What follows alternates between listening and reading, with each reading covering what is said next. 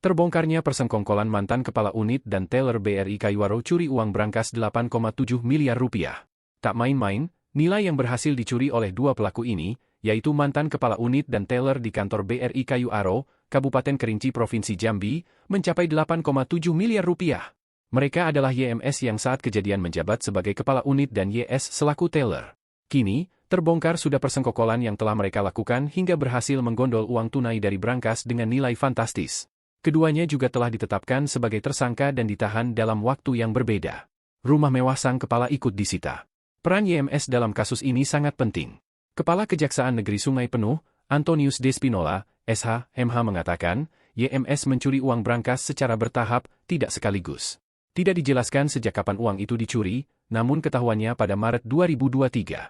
Sebagai pimpinan, YMS memang punya kuasa membuka brankas, kekuasaannya ini dimanfaatkan untuk mengambil uang tunai secara berangsur-angsur dalam periode tertentu, hingga akhirnya menggunung jadi 8,7 miliar rupiah.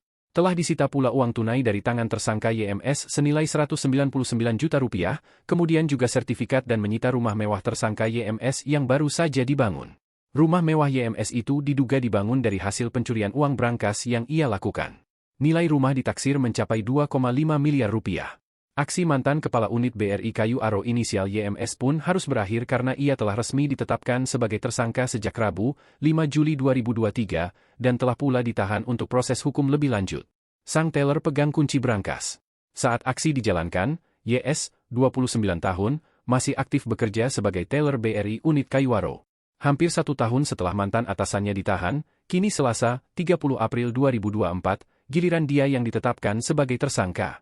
Antonius Despinola, Kepala Kejaksaan Negeri Sungai Penuh didampingi Alex Kasipitsus dan Andi Kasih Intel Kejari Sungai Penuh tadi mengatakan, peran YS dalam kasus ini cukup penting. YS ikut terlibat dalam pencurian uang brankas karena ikut bekerja sama mengambil uang kas secara bertahap. YS adalah teller Bank BRI unit Kayuaro, memegang satu kunci brankas, mereka berdua mengambil secara bertahap, ungkap Anton lagi. Ditahannya YS merupakan hasil pengembangan kasus yang merugikan negara sebesar 8,7 miliar rupiah yang dilakukan sang kepala unit YMS dan sudah ditahan lebih dulu sejak 2023 lalu. Pantauan di Kajari, teller BRI unit Kayuaro ini tangannya sudah diborgol dan digiring penyidik ke mobil tahanan Kejari untuk dibawa ke rutan Sungai Penuh. Tersangka YS akan ditahan selama 20 hari ke depan. Jangan lupa follow media sosial kami, Info Kabar Jambi.